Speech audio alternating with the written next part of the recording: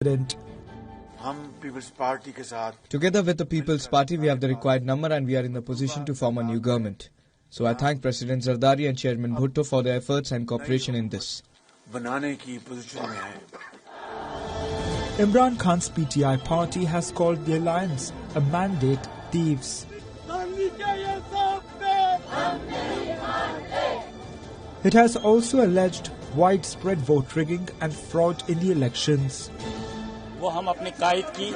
We are here on a leader's call for countrywide protests.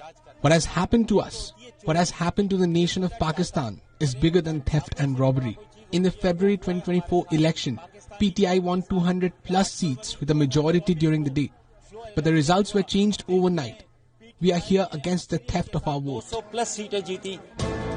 After years of political turmoil, the February 2024 elections in the South Asian nation were seen as a hope for stability.